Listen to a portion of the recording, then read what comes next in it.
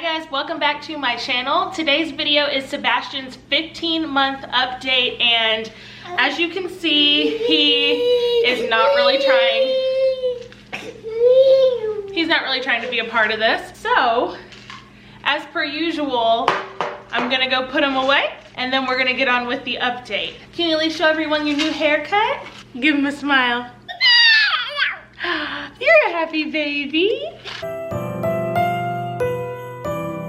I'm going to be reading a lot from my phone. If this is your first time seeing my channel or you're not familiar with how I'm doing this 15-month update, I did put questions out on my Instagram stories, and a lot of people participated and asked questions. I will try to answer them as I'm speaking to you versus reading off questions and then giving answers. But if I don't, stick around at the end because I will just be reading off a couple questions here and there. So as always, we're gonna start off with his weight. He is 22 pounds and he is 31 inches long. He wears a size 4 diaper still, and he is wearing 12-month clothes, but I did just start buying him 18-month because he's 15 months, and so he's kind of in between sizes right now. It usually jumps from 12 to 18.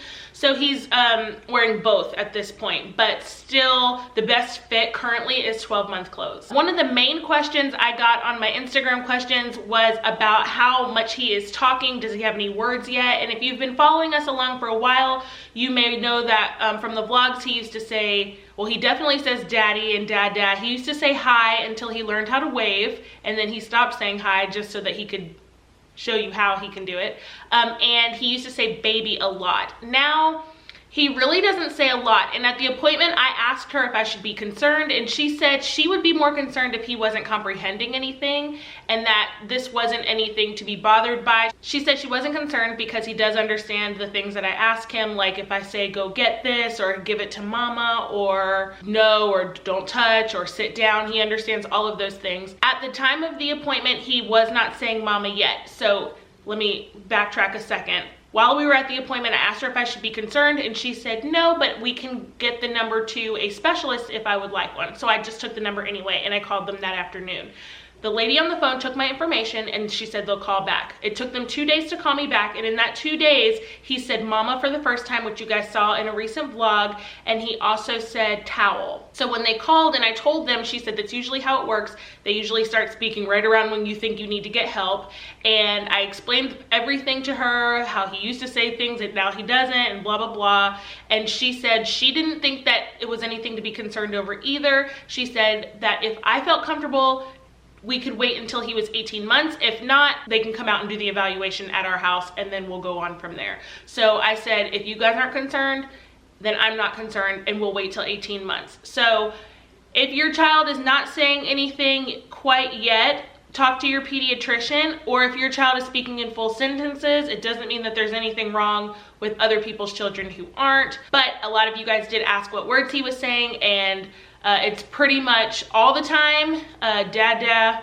and he is starting to say mom a little bit here and there. All right, moving on. Currently, Sebastian has 8 teeth. He has 4 on the top and 4 on the bottom, and then he is cutting 2 like canine teeth on the bottom right now. They're not all the way pushed through, but the tips and the points are there, and it's exciting, but I feel really bad for him because he's in a lot of pain right now. But that will total 10 teeth as soon as those are all the way in. I do brush his teeth twice a day, after breakfast and after his final sippy cup of milk. And we use an electric spin brush toothbrush for him, and he uses my toothpaste, which is Crest, and I just put about a rice-sized amount and just, you know, brush his teeth as usual. Speaking of milk, he does get 16 ounces of milk a day. He is drinking whole milk, and he gets 8 ounces with breakfast and 8 ounces after dinner. And anything in between, as far as like drinking, he just gets water. I don't give him juice or anything like that. We did start whole milk at 1 year old, and I started alternating his formula and the whole milk when I was trying to wean him. I think I did it over a course of a week. You may want to go back and watch his 12-month update. I think I did 11 and 12 at the same time, and I'm almost certain I gave a more detailed description of how I weaned him from the bottle and from the formula. So if you are tuning in for this, go check out the 12-month update. Currently, Sebastian is using the Nook Learner cup. He's using the Nook 360, and he uses sippy cups with straws, and the Learner is the one that I weaned him with. So if you are looking for a good sippy cup to, you know, transition, definitely get the Nook Learner. I have it linked below, as well as the 360 and the straws. So moving on to food, as far as his eating, he pretty much eats whatever I eat. This was the #1 question I got on the Instagram stories. What is he eating? How much is he eating? What do I do if he doesn't eat? And can I do like what I eat in a day? Can I give you a description of what he eats? And I will do all of that.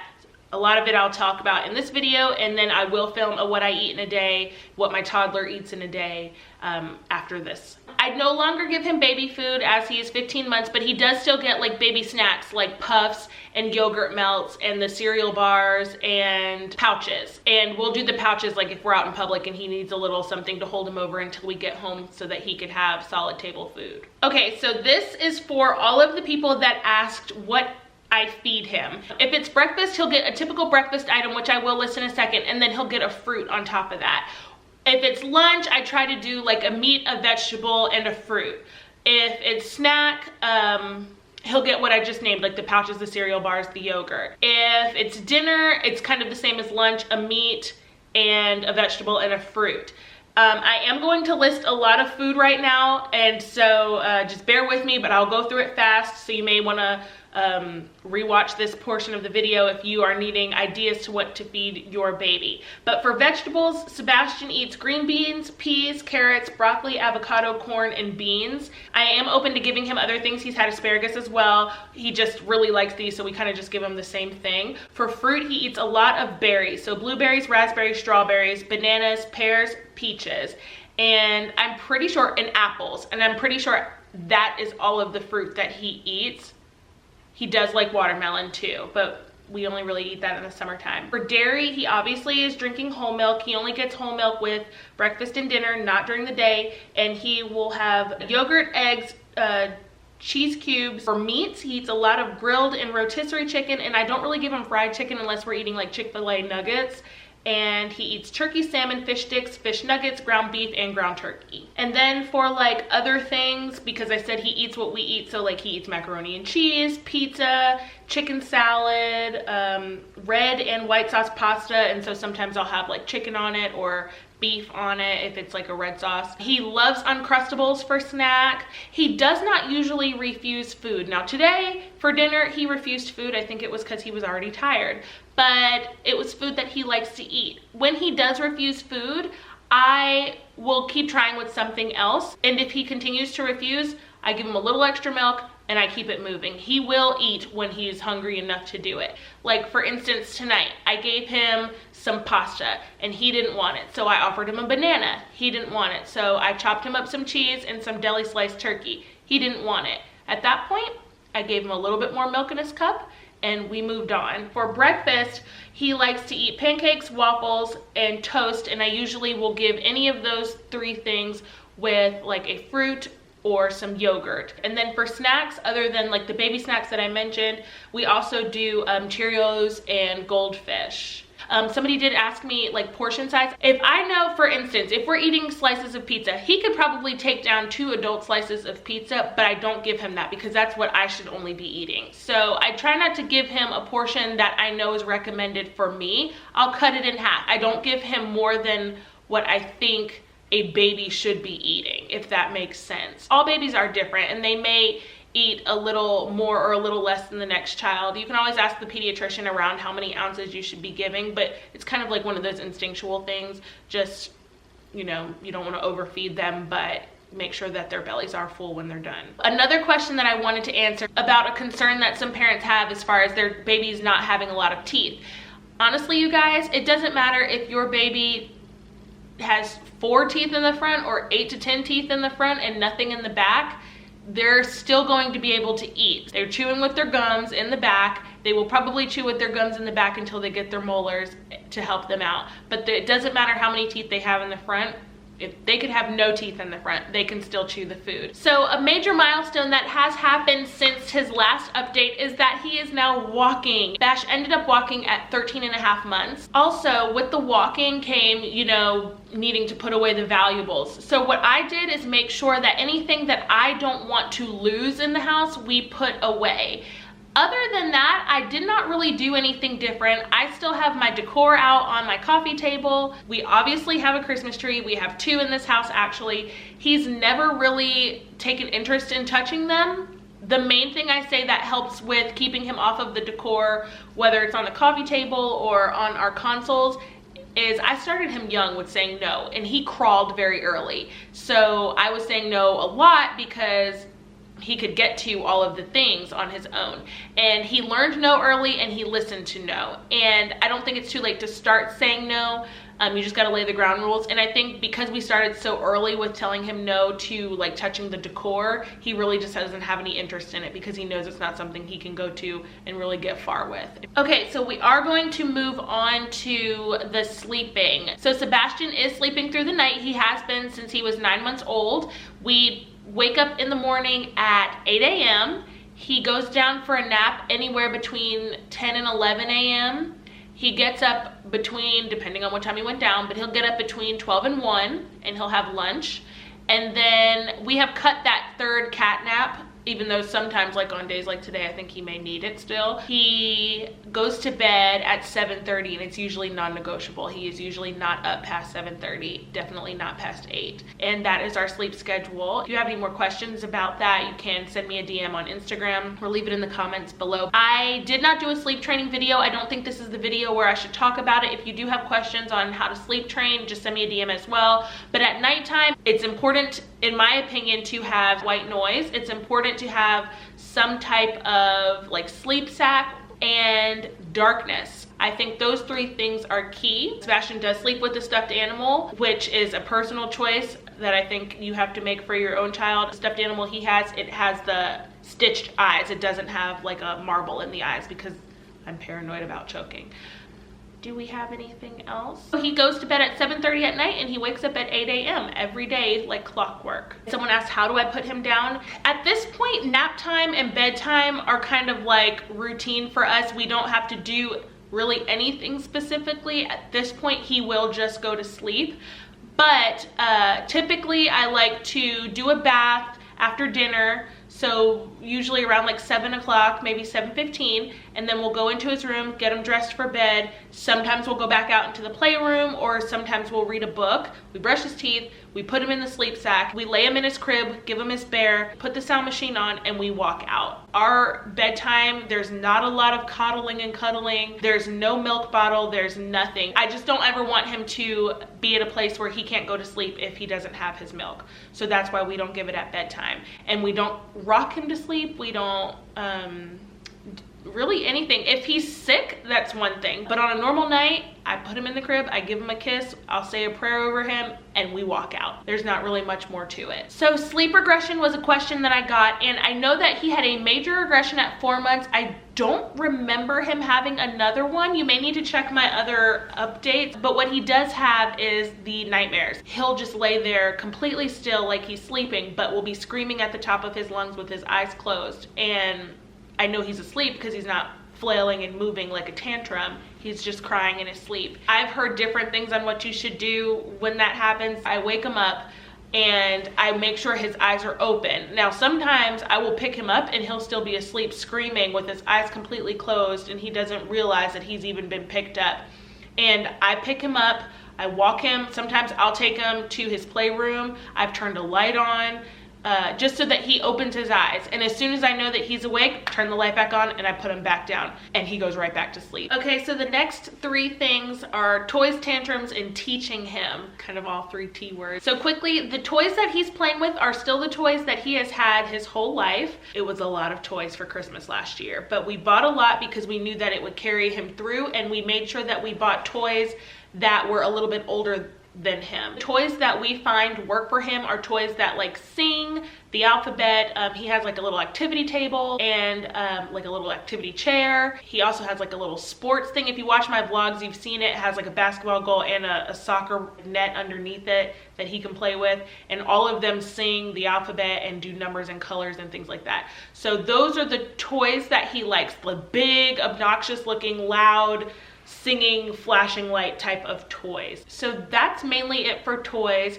Teaching him, now more than ever, we're doing a lot of learning because he's picking stuff up from me really quickly. Like for instance, I taught him how to stomp his feet. I know it seems very trivial and small, but it took about 5 minutes and now he stomps his feet on command. I'll say like, where's your belly? And he'll do like this. We're working on like body parts. We also have flashcards, which I have linked below. Those are really helpful as well. And then we also are teaching him the alphabet. And it's so funny because he can't say the alphabet, but he knows the tune. So when we're singing it, he'll clap on beat. And so he'll clap A, B, C, D, E, F, G, and he'll stop at G and then start again when we get to H. And then when we get to LMNOP, he'll go, because he knows that that part goes really fast. We sing the alphabet all day, every day. That is what we're doing right now. As far as teaching him the potty, we are going to start introducing the potty in January, and tantrums. So that is the biggest thing and the hardest part of being his mother right now, because he's not in an age where, you know, the words are there and he can just express anything he wants. Everything is a tantrum at this point. Especially if you have been watching my Vlogmas, you know the last couple days, the 2 videos before this one have been rough. I've just been like, I don't know what is wrong with my baby. He used to be so chill and laid back, and now everything is tears and falling out and rolling in the floor. Now, how do I handle it is the question. If we are in public, I don't let it get that far. For instance, we went out to breakfast the other day. I showed it in the vlog. He was a dream while we were in the restaurant as far as eating was concerned. What you guys didn't see is when we were leaving the restaurant and I was paying, he was standing next to me on the floor and he saw that the kitchen was toward the back and he had my phone and started walking off. So I went after him, turned him around and said, let's walk toward the front door. But he wanted to go toward the kitchen and threw himself out on the floor. Because he's only 15 months, it doesn't require a lot. I just picked him up and I walked out. I have this thing about disciplining in public. He's very young still, but this is how I'll handle it when they're older.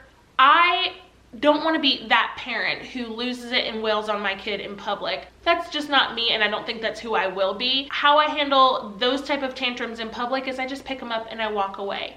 If we are at home and he does it, depending on why he's crying will determine how I react. For instance, if he's just wailing and wailing and wailing like he was earlier today for no reason at all, a lot of the times I'll just ignore it because I know he doesn't want anything. If he's crying because a toy isn't doing something he wants it to do and it's hurting his feelings, I'll go over and say, let mama help you. Or I'll say, come here, let's play with this toy instead of this, or let's do this activity instead of this, and I just redirect him. Or if he has something that's mine and he shouldn't have it and I take it from him and he starts crying, I will replace it with something that I know he can have to try to change his mind. Sometimes it works and sometimes it doesn't. And that's pretty much it as far as tantrums. You guys got to remember he's only 15 months. Things may get worse before things may be different when he's a little bit older, and we'll reconvene at the 24-month update. But that's what we're doing now. I just kind of try to redirect. Okay, so finally, and then I'm gonna wrap it up, I'm just gonna answer a couple of the questions that I got that don't really go with the other things that I was talking about. The first one is, do you plan on putting him in any organized activity soon? So I probably will not put him, and she put like soccer, etc. I probably will not put him in any kind of organized sport until he's about 2. I just don't think he is there yet developmentally. Like, he will just run the opposite direction of wherever he's supposed to go because he's still so young. I would love for him maybe to play football, but I don't know how Brandon feels about that. He definitely will play a sport of some sort, and then he will do piano. That's already planned out. Okay, the next one is, do you plan on transitioning him to a toddler bed or staying in the crib for a while? The philosophy that I was always told was keep them in the crib as long as you can. That is what I plan to do. Unless he starts crawling out of his crib on his own, I don't plan on transitioning him at all. So he can be 3 years old in a crib. I don't mind. It does not bother me. You may not agree, you may agree. If he's not crawling out of it, he's staying in it. And basically that's it. Hope that this was helpful to anyone. I know I kind of was going fast through the beginning portion, but you can always feel free to send me a DM if I didn't answer anything that you wanted to hear, if you would like to hear in more detail about how I do something. Remember, everything that I did talk about in this video is how I do it for my baby and what works with us. It is not to say that you have to do it my way. This is just what I'm doing because it's working for us right now. Like I said, feel free to send me a DM on Instagram. Is the best place to message me, but you can always leave it in the comments below. And thank you guys for watching. If you liked this video or found it helpful in any way, please give it a thumbs up. If you are not yet subscribed to my channel, go ahead and do that now. We are in the middle of Vlogmas. And that is pretty much it. I'll see you guys tomorrow.